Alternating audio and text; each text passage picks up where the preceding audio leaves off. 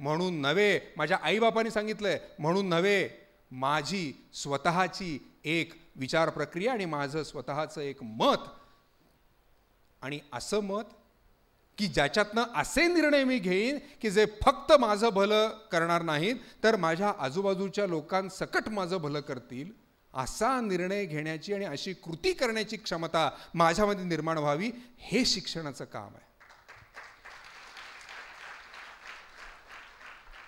आणि हे पाठांतराने होत नाही.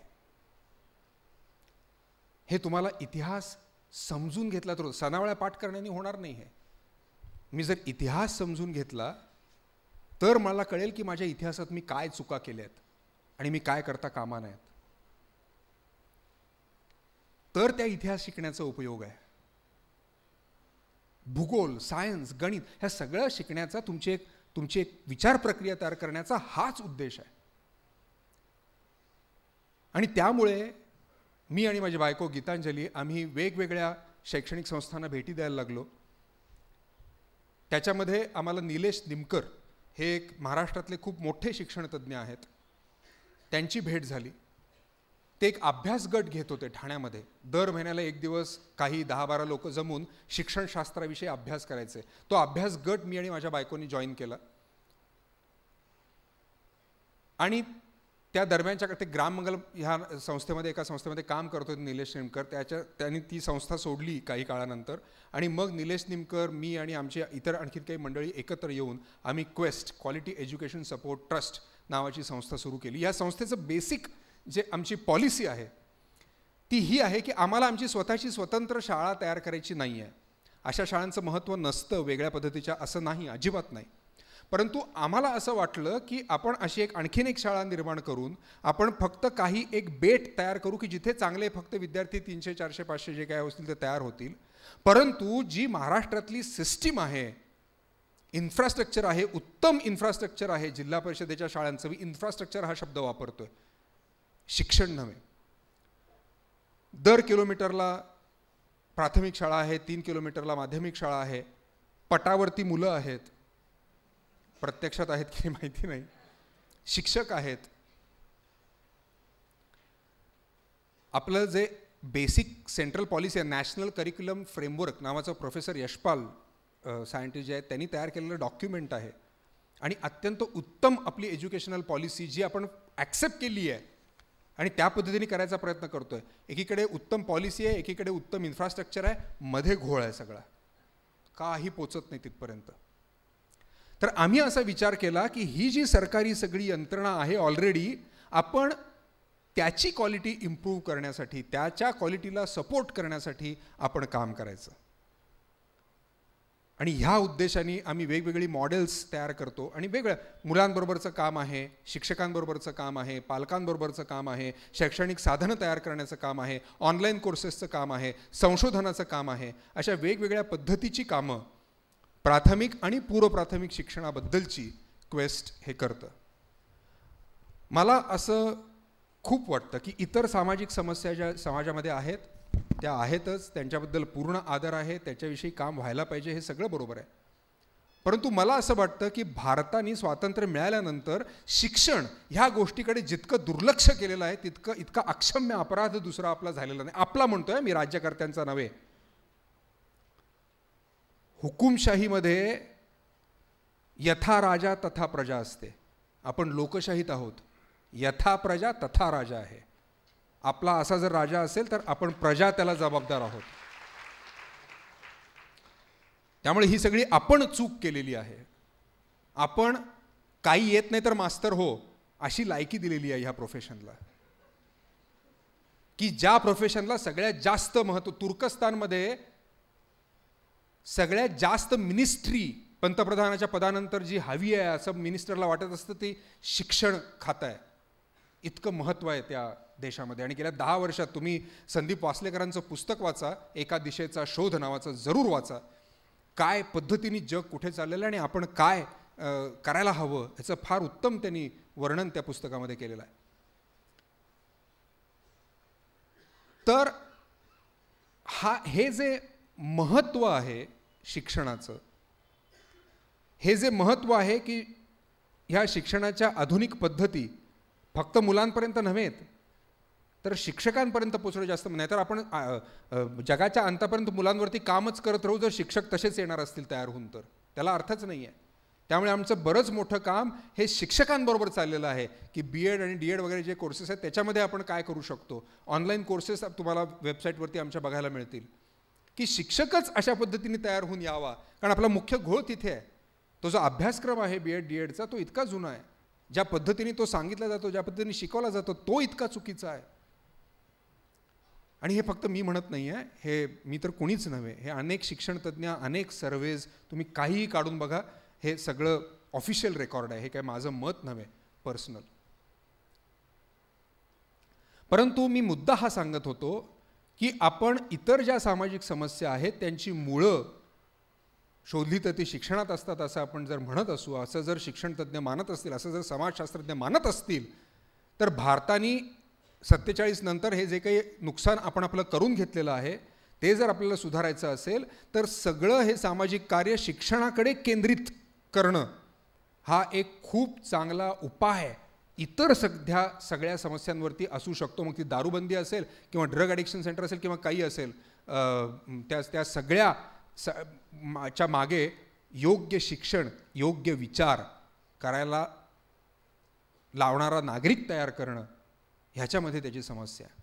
त्यामुळे ज्या कोणाला काही सामाजिक क्षेत्रात काही करायचं असेल त्यांनी शिक्षण क्षेत्राविषयी जरूर विचार करावा अशी माझी अगदी कळकळीची विनंती आहे सगळ्यांना. प्रत्येक गोष्टीमध्ये किती बारकाईने सूक्ष्म विचार आणि सूक्ष्म निरीक्षण आहे आपल्या लक्षात आलं असेल. आता एक शेवटचा प्रश्न, इतक्या विविधांगांनी अतुलचं काम चालू आहे, त्याच वेळेला तो वेळ काढून समाजाबद्दलचं निरीक्षण वर्तमानपत्रात लेखाच्या रूपानं नोंदवत असतो. गेल्या काही महिन्यातला त्याचा लोकसत्तेतला अतिशय गाजलेला लेख हा अण्णा हजारेंच्या आंदोलनाबद्दलचा होता. आता त्यानंतर या पद्धतीची बरीच आंदोलनं रस्त्यावर येऊन होत आहेत, लोक निषेध करत आहेत, समाज जागरूक होतो असं वाटतंय. त्याच वेळेला हा अतिसंवेदनशील होतोय का, हा चुकीच्या मार्गाने जातोय का, अशा दोन्ही पद्धतींनी या फेसबुक पद्धतीच्या ज्या प्रतिक्रिया त्याबद्दल बोललं जातं आहे. एकंदरीत सध्या आपल्यासमोर असणारे प्रश्न आणि आपल्या समाजाची वाटचाल याच्याबद्दल तुझं काय आकलन आहे, विश्लेषण आहे?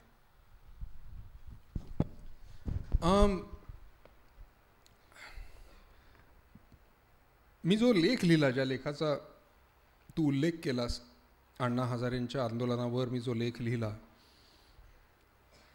लोकपाल आंदोलनाची दुखरी बाजू असं त्या लेखाचं नाव होतं. तो लिहिला त्यावेळेला नुकतं ते आपल्या ह्याचं रामलीला मैदानावरचं आंदोलन नुकतं संपलं किंवा संपलेलं होतं, अशा अवस्थेतला तो लेख होता. अजूनही हे त्याच्यानंतर जे काही घडलं आहे ते सगळं त्यावेळेला अजूनही घडायचं होतं. ते जेव्हा त्याच्या आधीचं आंदोलन जंतर मंतरवरचं किंवा रामलीला मैदानावरचं, त्यावेळेला मला खूप प्रतिक्रिया आणि हे ते विचारत होतं. मी म्हटलं की नाही, मला आत्ता बोलायचं नाही आहे, मला सगळा केऑस दिसतोय, मला हे कळतंय की हे काहीतरी बरोबर नाहीचं, काहीतरी गडबड आहे, काहीतरी चुकतंय. आणि जेव्हा माझे विचार सेटल झाले त्यावेळेला मग मी बोलायला सुरुवात केली आणि त्याच्यानंतर मी हा लेख लिहिला. आणि तो एका भीतीपोटी लिहिला, कोणाच्या विरुद्ध किंवा कोणाच्या बाजूने हे त्याच्यातनं काढून टाका, मी एका भीतीपोटी तो लेख लिहिला. मला असं दिसत होतं की भ्रष्टाचार ह्याला जणू काय कुठली तरी बाहेरची शक्ती, म्हणजे समाजात नसलेलीच शक्ती जबाबदार आहे असं त्याचं स्वरूप होतंय की काय. म्हणजे भ्रष्टाचाराला जबाबदार कोण, तर फक्त राजकारणी, फक्त मंत्री. मला तुम्ही सांगा, 200 कोटी रुपयाचा भ्रष्टाचार हा भ्रष्टाचार आहेच, भ्रष्टाचार नाही असं नाही, नक्कीच आहे. सिग्नल तोडून मी जेव्हा जातो आणि 50 रुपये मी जेव्हा पोलिसाला देतो त्यावेळेला माझ्यामध्ये 50 रुपये देण्याची पॉवर आहे, त्याच्यामध्ये 50 रुपये घेण्याची पॉवर आहे. हा भ्रष्टाचार नाही. फक्त 200 कोटी रुपयाचा कसा भ्रष्टाचार असेल? मी आणि पोलीस आमची जी प्रवृत्ती आहे, जी मनोवृत्ती आहे, ती आणि 200 कोटी रुपये भ्रष्टाचार करणाऱ्या माणसाची मनोवृत्ती एकच आहे, त्याच्यात अजिबात फरक नाही आहे. हे आम्हाला कधी कळणार? हे आम्हाला कोण समजावून सांगणार? आणि आज भारताचा जो प्रॉब्लेम झालेला आहे तो हा आहे की आमच्या प्रत्येक समस्येचं उत्तर किंवा प्रत्येक समस्येला उत्तर पण नाही, आमच्या समस्येला कारणीभूत कोणीतरी आम्ही शोधतो आणि तो नेहमी आम्ही सोडून दुसरा कोणीतरी असतो. रस्त्यावरती ॲक्सिडेंट झाला तरी सरकार जबाबदार. रॉंग साईडने किती माणसं येतात आणि काय काय करतात हे कोणी बघणार नाही, ते कोण करतात? आम्ही करतो. अरे सरकार काय प्रत्येक माणसाभोवती पोलीस ठेवेल आणि प्रत्येक माणसाभोवती पोलीस ठेवायला लागणं ही आम्हाला लाज वाटायला लावणारी गोष्ट नाही आहे. आम्ही काय करतोय मग? प्रत्येक बाबतीत दुसरा कसा दोषी? आम्हाला पिढ्यानपिढ्या राजकारण हे वाईट आहे म्हणून सांगितल्यामुळे, जी माणसं योग्य आहेत ती बाजूला राहिल्यामुळे, जी देश आहे म्हणजे सरकार पाहिजेच, तर त्या सरकारमध्ये जी एक पोकळी निर्माण झाली, सरकार चालवणाऱ्या त्या व्यवस्थेमध्ये चांगली माणसं त्याच्यात किंवा योग्य माणसं त्याच्यात न गेल्यामुळे, चांगली आपण शब्द बाजूला ठेवू, काढून टाकू, तर मग अयोग्य माणसं हळूहळू ती जागा भरणारच ना. आम्ही आमच्या मुलांना हेच सांगत राहिलो की तुम्ही राजकारणापासून दूर राहा, तर कसं? बरं, राजकारणामध्ये भाग घेणं आणि राजकारणामध्ये रस घेणं ह्या दोन वेगळ्या गोष्टी आहेत, लक्षात घ्या. निवडणुकीच्या एक दिवस आधी नाही मी विचार करू शकत मी कुणाला मत द्यायचं आहे. मला 5 वर्ष राजकारण काय चाललं हे समजून घ्यावं लागेल, मला त्याच्यात रस घ्यावा लागेल, मला त्याच्याविषयी चर्चा ऐकाव्या लागतील, मला त्याच्याविषयी चर्चा करावी लागेल. मला ह्या आंदोलनाची भीती ही वाटत होती की हे फक्त दोषारोपण होते कुठलं तरी. मला जर तिथे सांगितलं गेलं असतं की बाबानो, आपण त्या मंत्र्यांना सुधारायचं तेव्हा सुधारू, आधी तुम्ही सुधारा, तुम्ही कुठे कुठे भ्रष्टाचार करते ते आधी शोधा.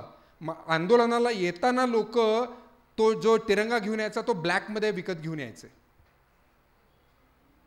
कारण अर्थातच तिरंगाची मागणी तेव्हा वाढलेली होती, त्यामुळे तो झेंडा ब्लॅकमध्ये विकत जात. मला जर एक संदेश मिळाला असता, मला एक कार्यक्रम मिळाला असता, मी त्या लेखामध्ये तेच लिहिलेलं होतं, गांधींच्या ला कम्पेअर करणं की हे मॉडर्न गांधी आहेत वगैरे, अगदी हरकत नाही.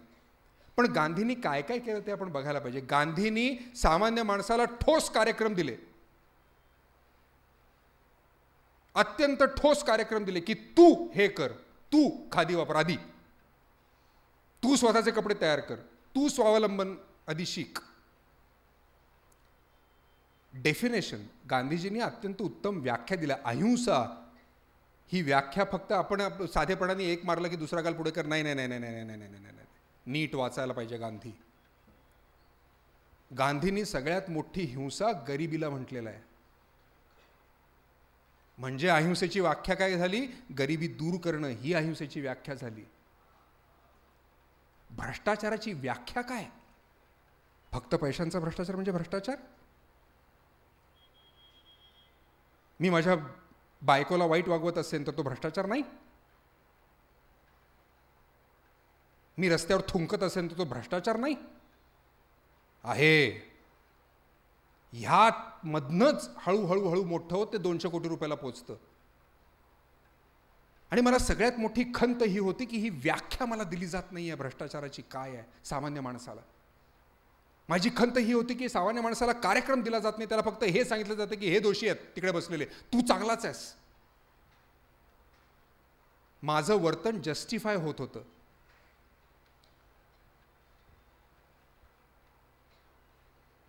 आणि मला वाटतं ती सवय दुर्दैवाने फार मोठ्या प्रमाणात भारताला जी होती ती वाढण्यात हे झाली की जे वाईट होतंय त्याचं कारण हा कोणीतरी दुसरा आहे, कोणीतरी बाहेरचा आहे.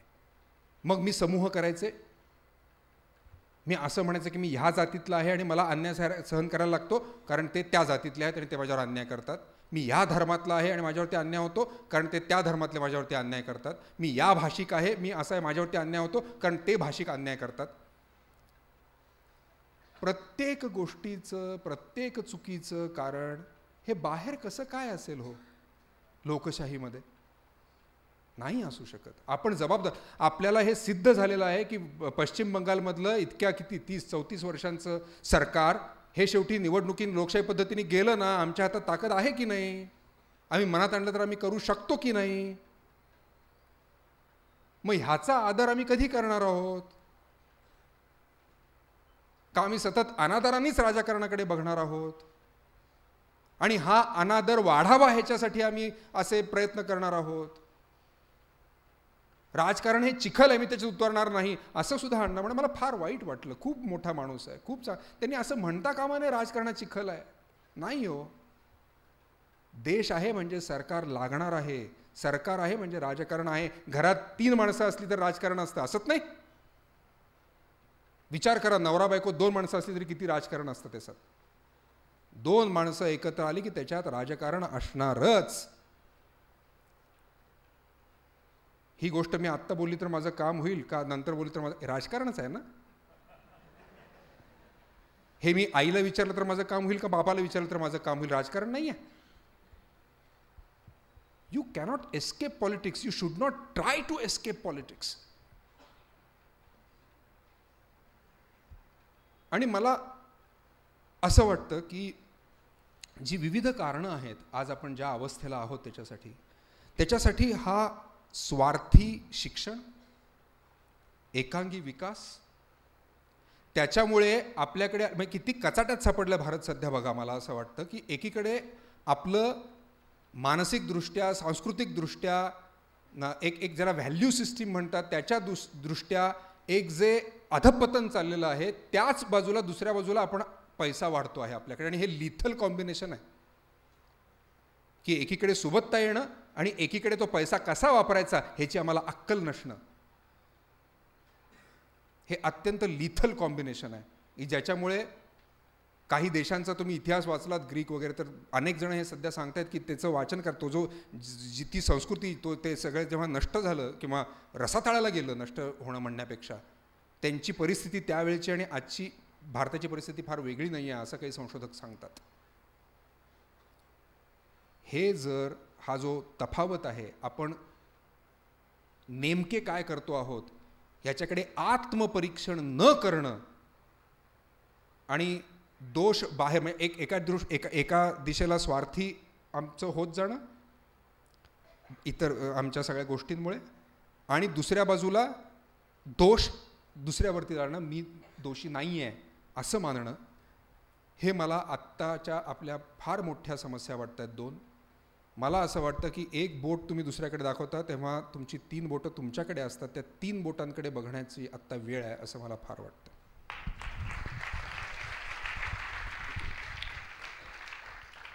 अतिशय कळकळीनं मनापासून अतुलने आपल्यासमोर त्याचे अनेक विचार मांडलेले आहेत. मी कमल किशोर अग्रवाल यांना विनंती करतो की त्यांनी आभार प्रदर्शन करावं.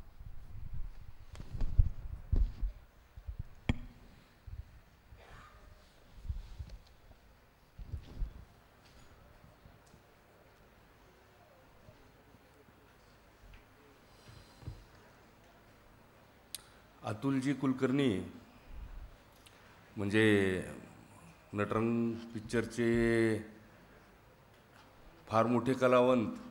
ही जी आपल्या सर्वांची रंगदे बसंती आणि त्यांचे विचार ऐकल्यानंतर आज खरंच आम्ही भारावून गेलो. आपण जवळच्या माणसाकडं पाहताना खरंच त्याच्यासारखं व्हायचं का आपल्या मनाला वाटतंय तसं आपण व्हायला पाहिजे. एक चांगलं चॅलेंजिंग आपण आम्हाला मार्गदर्शन केलं. आपण खूप मोठे विचारवंत असे फिलॉसॉफर, आपल्यासाठी जेवढं काही सांगेल तेवढं कमी आहे. मला आभार प्रदर्शनासाठी उभा केलं आहे. आम्ही म्हणजे व्याख्यानमालेतर्फे जे कार्यक्रम घेतो त्याच्यातला एक टॉप 10 मधला आजचा हा कार्यक्रम झाला असं मला प्रामाणिक मनावर हात ठेवून मी सांगतो. जे 100 कार्यक्रम झाले त्यामधला निश्चितच दर्जेदार असा आपण मार्गदर्शन केलेलं आहे अतुलजी. अतुल देऊळगावकरच्या संबंधामुळे आपण इथं आलात. पुनश्च असंच लवकर योग घडावा असं सुद्धा आम्ही आपल्याला विनंती करतो.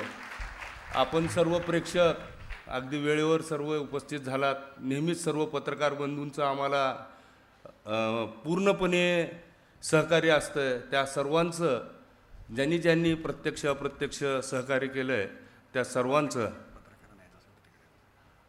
मी आभार व्यक्त करतो आणि पत्रकारांना विनंती करतो की आपणासाठी अतुलजी काही बाईक वगैरे घ्यायचं असेल, बोलायचं असेल आपल्याला तर निश्चित ते बाजूच्या ऑफिसमध्ये चर्चा करूया. आपण सर्वजण माझे आभार प्रदर्शन शांतपणे ऐकून घेतला. मी सर्वांचं पुनश्च एकदा आभार व्यक्त करून हा कार्यक्रम इथंच थांबला असं मी जाहीर करतो. धन्यवाद. जय हिंद. एकच फक्त माझी वेबसाईट आहे atulkulkarni.com, त्याच्यावरती माझी सही आहे आणि त्याच्यावरती माझे फोटोग्राफ्स पण आहेत आणि त्याच्यावरती माझा ईमेल ID पण आहे. त्यामुळे आपण जरूर संपर्कात राहू. Thank you so much. थँक्स. खूप मजा आली आणि तुम्ही शांतपणे माझं ऐकून घेतलं याबद्दल मी आपले आभार मानतो.